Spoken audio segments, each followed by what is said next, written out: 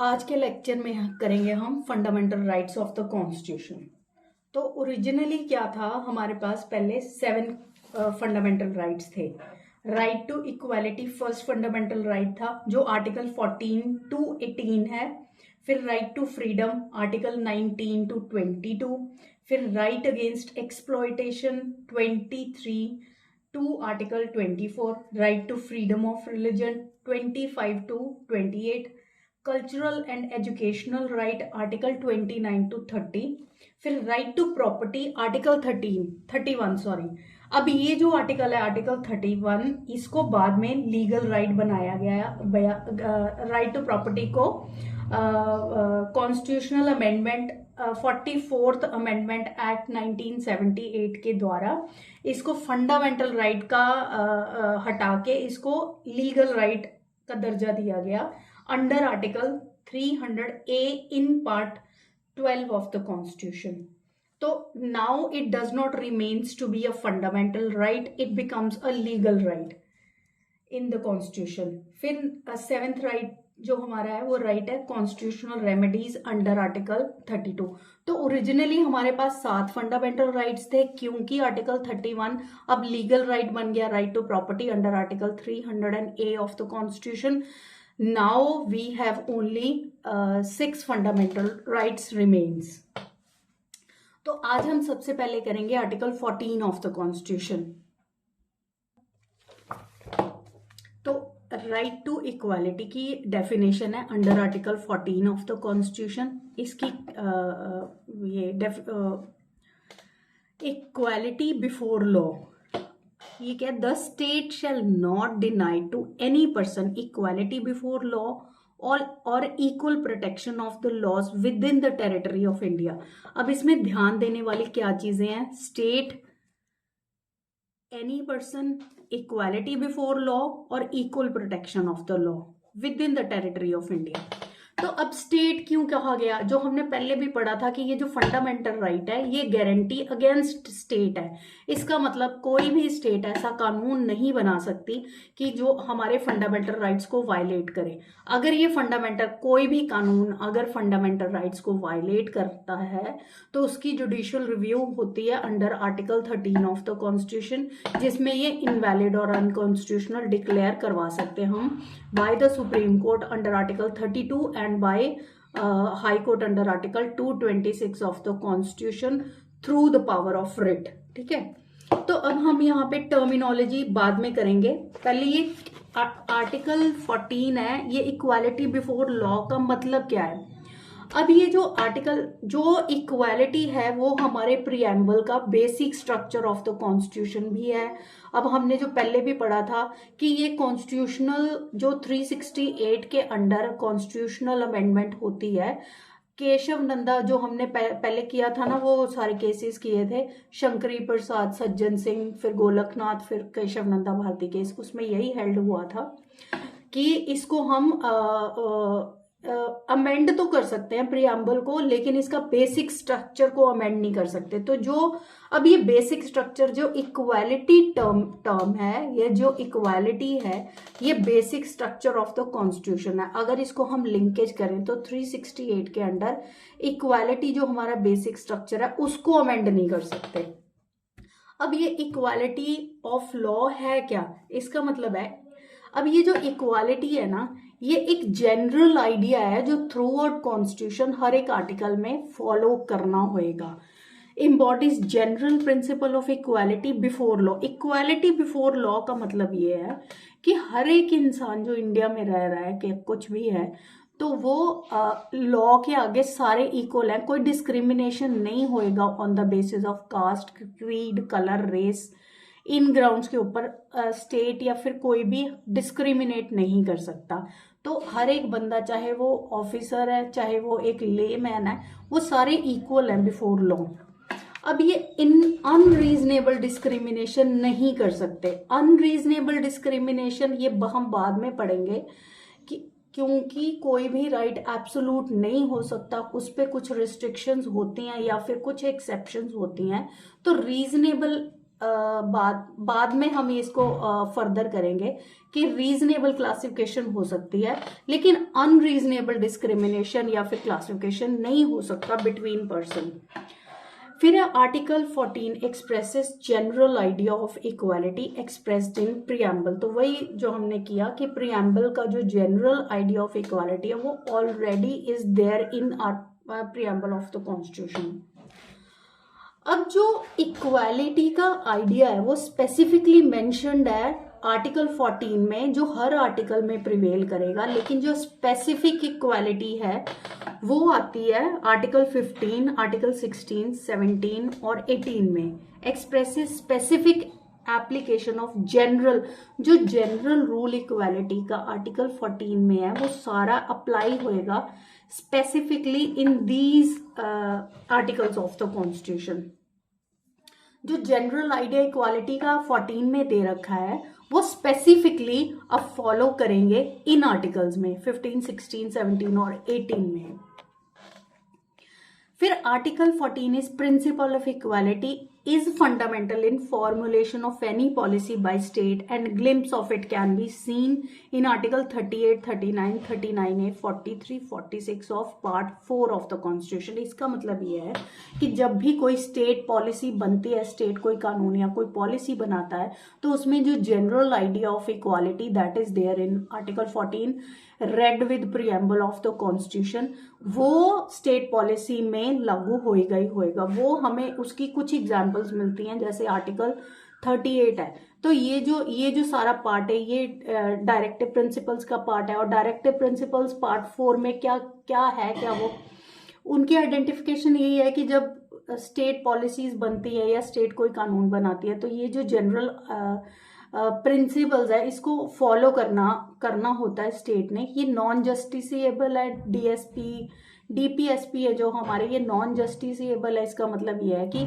ये इन्फोर्स नहीं करवा सकते इंडिविजुअल, लेकिन ये है कि ये स्टेट की ड्यूटी है कि इन पॉलिसीज को फ्रेम में लाया जाए while making the policies of the state. तो आर्टिकल 13 में ये कैसे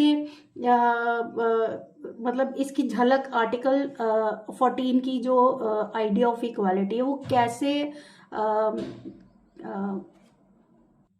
तो जो idea of article 14 of the constitution है, ये जो स्टेट डीपीएसपी के थ्रू हमें यहाँ पे शो होता है। फॉर एग्जांपल जैसे article 38 state to secure social order for promotion of welfare of the people. फिर आर्टिकल 13 है principle of policy to be followed by the state. तो जब स्टेट पॉलिसी बना रही होती है तो ये जो इक्वालिटी का प्रिंसिपल है ये फॉलो करना होता है स्टेट को। फिर आर्टिकल 39A है लीगल एड है, जिसमें कि अगर कोई बंदा बहुत गरीब है, उसको मतलब वो लॉयर या फिर कुछ हायर नहीं कर सकता, तो ये स्टेट की ड्यूटी है उसको लॉयर और पीपी प्रोवाइड करना। फिर 43 living ways of for workers है। फिर है article 46 promotion of education and economic interest of schedule caste and schedule tribes and other weaker sections of the society.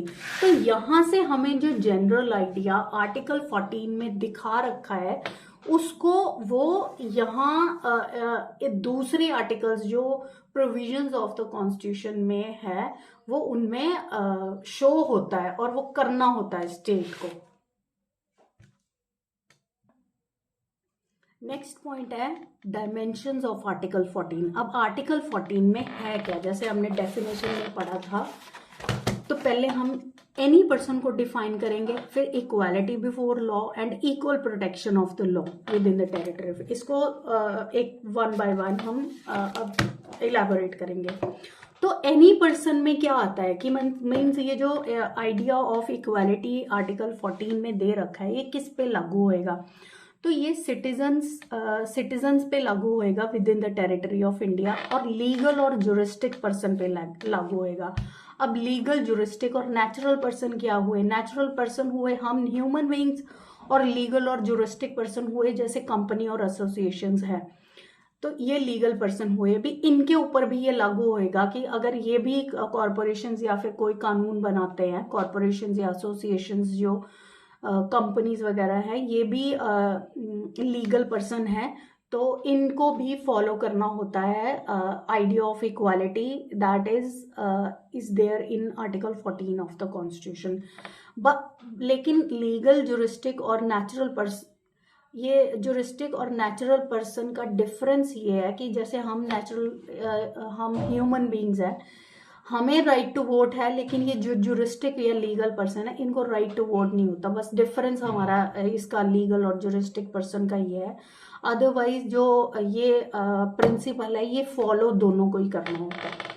फिर पर्सन में अब ये 2014 में एक केस आया था, national legal services authority versus Union of India. इन्होंने इस यहाँ पे पर्सन की डेफिनेशन में जो ट्रांसजेंडर है उनको भी इंक्लूड किया था। They are categorise to be as third gender.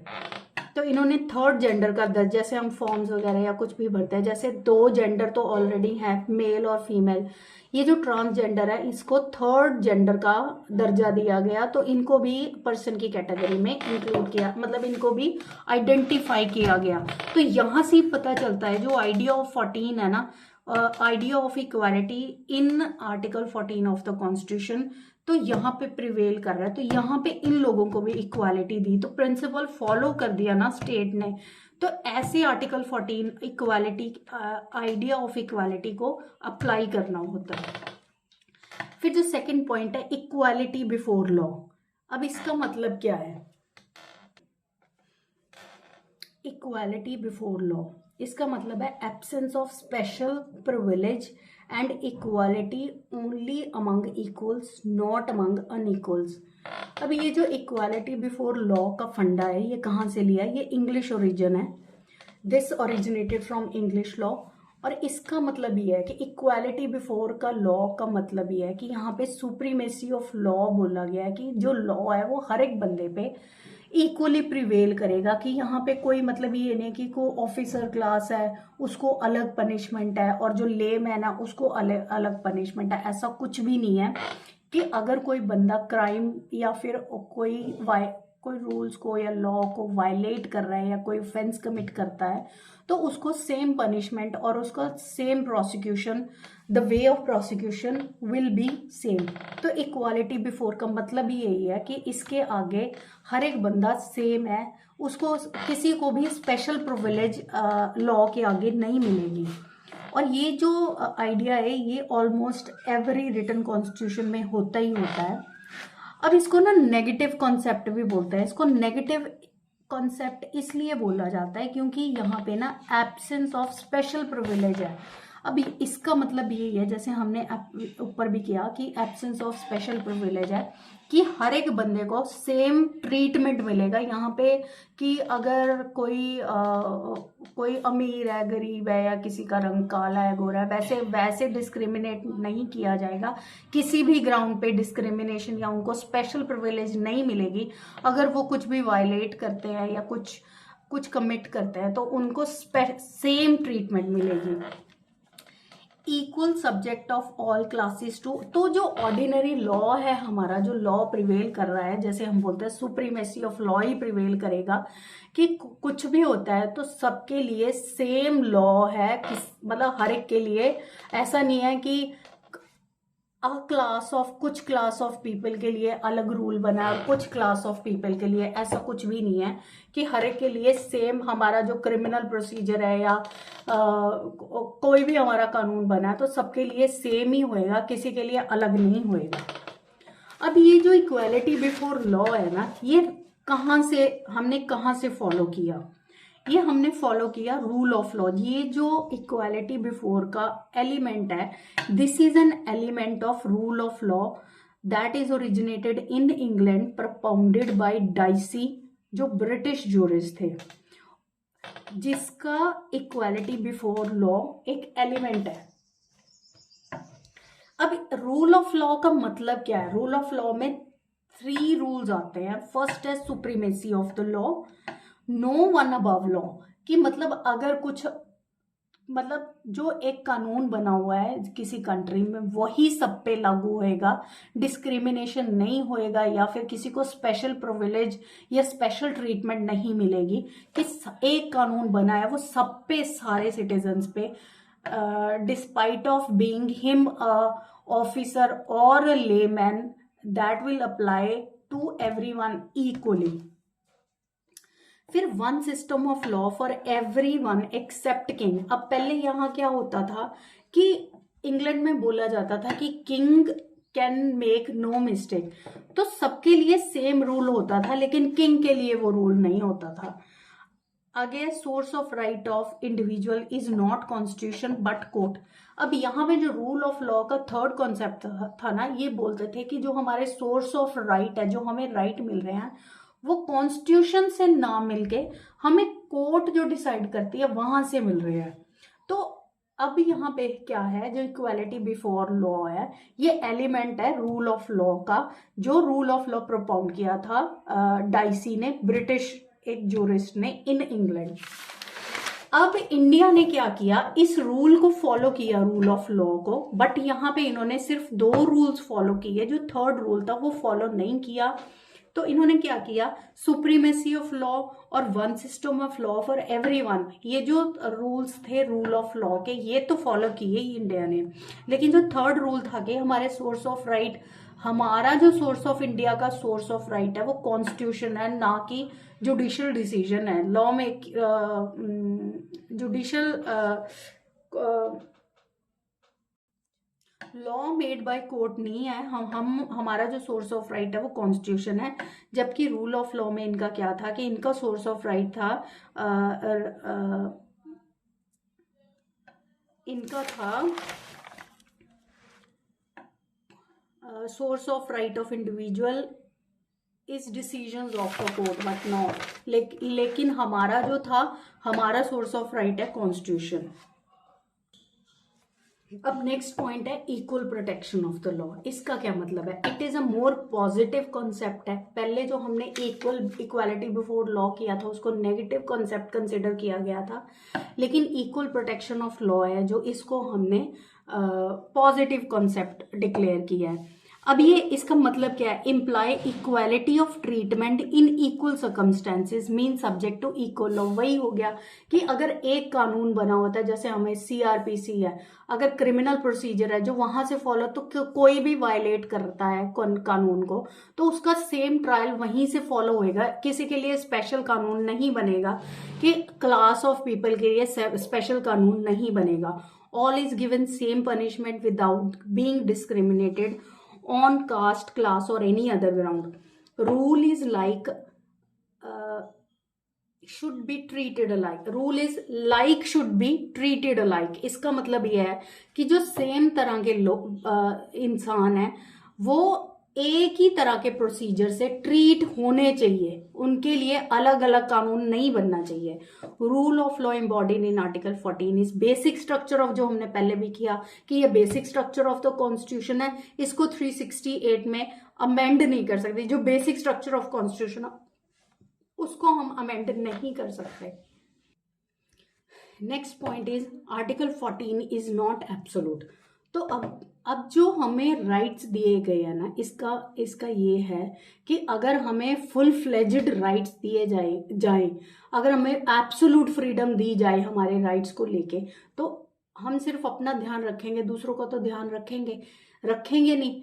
तो यहाँ पे क्या हो गया, हम दूसरों के अपने राइट्स को प्रिजर्व करते करते हम दूसरों के राइट्स को वायलेट करेंगे. तो यहाँ पे ना कोई भी राइट जो फंडामेंटल राइट है वो एब्सोल्यूट बिल्कुल नहीं है. तो जैसे राइट टू इक्वालिटी है वो भी एब्सोल्यूट नहीं है. यहाँ पे ना रिस्ट्रिक्शंस लगाई गई हैं, कुछ कॉन्स्टिट्यूशनल रिस्ट्रिक्शंस है या अदर एक्सेप्शंस के अंडर आर्टिकल 14 पे भी रिस्ट्रिक्शंस लगाई गई हैं. अब एग्जाम्पल्स हम कुछ करेंगे कि क्या क्या रिस्ट्रिक्शंस कॉन्स्टिट्यूशनल और अदर एक्सेप्शंस के अंडर क्या क्या रिस्ट्रिक्शंस आती हैं इसके ऊपर. फर्स्ट है power of private citizen is not same as of. अब जैसे एक प्राइवेट सिटीजन है और जो पब्लिक ऑफिसर है, अगर वो वायलेट करते हैं तो उनके लिए थोड़ा डिफरेंट कल्चर है. अब जैसे power of public officer is, अब जैसे एक फॉर एग्जांपल हम अरेस्ट का ले लो, प्राइवेट बंदा किसी को अरेस्ट नहीं कर सकता, उसके पास पावर नहीं है. लेकिन जो पब्लिक ऑफिसर है by virtue of his being a government officer, उसके पास ये राइट है वो कि अरेस्ट कर सकता है पुलिस ऑफिसर। लेकिन जो इनकी पावर्स, अब ये स्पेशल प्रोविजन प्रिविलेज की वजह से या स्पेशल, इनको स्पेशल ट्रीटमेंट दी है, स्पेशल ट्रीटमेंट की राइट टू अरेस्ट है जो इनको दिया गया है। अब ये जो स्पेशल पावर इनको दी गई है by virtue of its him being a government officer, इसलिए उनको पावर ऑफ अरेस्ट दी गई है, अदरवाइज नहीं दी गई। लेकिन अगर इनको पावर दी गई है ना, तो इनके ऊपर रिस्ट्रिक्शंस भी हैं। Power of public officer is clearly, इनकी जो पावर्स हैं वो क्लियरली डिफाइंड हैं। If he violates then he be punished as a private. अगर ये अपनी पावर को वायलेट करते हैं, जो इनको बीइंग अ पब्लिक ऑफिसर या फिर special privilege due to some reason इनको दिया गया है, अगर वो वायलेट करते हैं तो उनको एज अ प्राइवेट सिटीजन ही ट्रीट किया जाता है। और वही आ गया कि इक्वल प्रोटेक्शन ऑफ लॉ सबको दिया गया है, तो उनको भी वैसे ही ट्रीट किया जाएगा। फिर rule of law does not prevent certain class of person being subject to special privilege. अब यहाँ पे आ गया स्पेशल रूल्स, सॉरी। तो अब ये जैसे मेंबर ऑफ आर्म्ड फोर्सेस है, are controlled by military law. अब इनके लिए स्पेशल रूल्स बने हुए हैं कि जो आर्म्ड फोर्सेस हैं उनके अलग कानून है, वो उनसे ही उनको ही फॉलो करेंगे। अब जैसे आर्टिकल 361 है, यहाँ पे प्रेसिडेंट को इम्यून किया गया है कि उसके टेन्योर के ड्यूरिंग वो आंसरेबल नहीं है एक तो अपने कामों के लिए, और उसको प्रोसिक्यूट भी नहीं किया जा सकता ड्यूरिंग हिज टेन्योर, उसको प्रोसिक्यूट नहीं किया जा सकता। फिर थर्ड है ministries are given wide discretionary power by statute. तो जो मिनिस्ट्रीज है उनको discretionary power, while making law या कोई भी काम करते हैं तो उनको डिस्क्रिशनरी पावर दी गई है, वो कानून बना सकते हैं। वो अलग बात है कि बाद में आर्टिकल 13 के अंदर लॉ इनकंसिस्टेंट डिक्लेयर किया जा सकता है थ्रू रिट पिटीशन। फिर certain members of society are governed by special rules as their profession, जैसे लॉयर्स हैं, नर्सेज हैं, आर्म्ड फोर्सेज है, पुलिस है, ड्यू टू देयर प्रोफेशन इनको एक अलग ट्रीटमेंट मिल जाती है। ये होगी हमारी जनरल एक्सेप्शंस ऑन आर्टिकल या restrictions on article 14 of the constitution, because article 14 it is not declare to be as absolute right. फिर है कॉन्स्टिट्यूशनल रिस्ट्रिक्शंस। अब यहाँ पे क्या आ जाती है, आर्टिकल 31 ऐड किया गया था 42nd अमेंडमेंट के through, which says law made by state for implementing DPSP under clause B C of article 39 can not be challenge on ground that they are violative of article. अब इन clauses में, अब article 31C जो amendment 42nd amendment के through add किया गया था, जब ये पावर में आएगा तो आर्टिकल 14 फ्रीज हो जाएगा। इसमें है क्या, clause B and C of article 39 of the constitution. Article 39 clause B में है that the ownership and control of the material resources of the community are so distributed as best to serve the common goods. C में है that the operation of the economic system does not result in concentration of wealth and means of production to the common है। अब वही है ना, means of production जो भी है, ये नहीं होएगा कि वो कंसंट्रेशन ऑफ वेल्थ एक ही बंदे के पास चली जाएगी, उससे कैपिटलिज्म को बढ़ावा मिलेगा। तो यहाँ पे होना है कि distribution for the common good होना चाहिए। तो जब article 31 clause B and C exercise में आएगा तो article 14 of the constitution freeze हो जाता है। अब है article 359 clause 1 of the constitution, ये है इमरजेंसी पावर। जब इमरजेंसी लगेगी तो हमारा क्या है, फंडामेंटल राइट्स फ्रीज हो जाते हैं। लेकिन article that is admitted to exception article 20 and 21 of the constitution, जिसमें राइट टू मूव तो फ्रीज हो जाएगा कि अगर सपोज इन्होंने हड़ताल लगा दी, गवर्नमेंट ने कि हड़ताल कर दी है ना, तो जैसे होता था कि घरों से बाहर निकलना मत, या कोविड के टाइम पे या फिर कुछ ऐसी सिचुएशन आ जाती है, तो अगर ये हमारा राइट टू मूव को फ्रीज कर देते हैं तो हम इस टाइम पे ड्यूरिंग इमरजेंसी कोर्ट में नहीं जा सकते। लेकिन जो फंडामेंटल राइट्स में आर्टिकल 20 और 21 है, कभी भी फ्रीज नहीं होएगा। फिर under international of foreign sovereign and ambassadors हैं, enjoy full immunity from any judicial process, this is available to every alien for act of war. तो इनको भी इम्यून किया जाता है कि वॉर में जो भी फॉरेन अलायन ने कुछ भी किया है वो उनका प्रोसीजर यहाँ पे नहीं चलेगा, हम उनको पनिश नहीं कर सकते। अब नेक्स्ट डायमेंशन है article 14 permits classification not class legislation.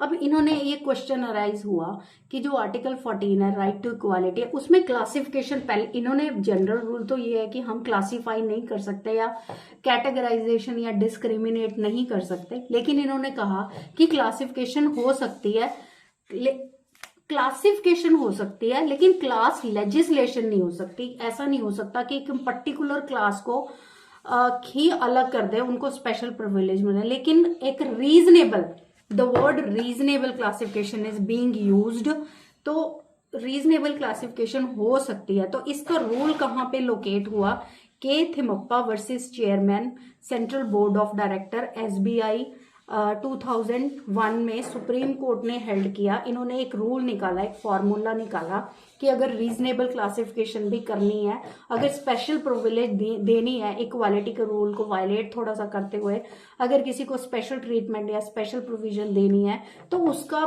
Formula क्या होएगा। तो उन्होंने कहा कि अगर जो भी हम क्लासिफिकेशन करेंगे ना, एक तो इंटेलिजिबल डिफरेंशिया के ऊपर हो कि जो डिफरेंट किया गया उस क्लास को, वो उसका बेस एक रैशनल बेस होना चाहिए, और जो उसका जो उनको डिफरेंट किया गया है ना, जो स्टैचू का ऑब्जेक्ट है उसको फॉलो करते ये होना चाहिए। अब सपोज लगा लो कि हमें विमेन को रिजर्वेशन दिया है या चाइल्ड को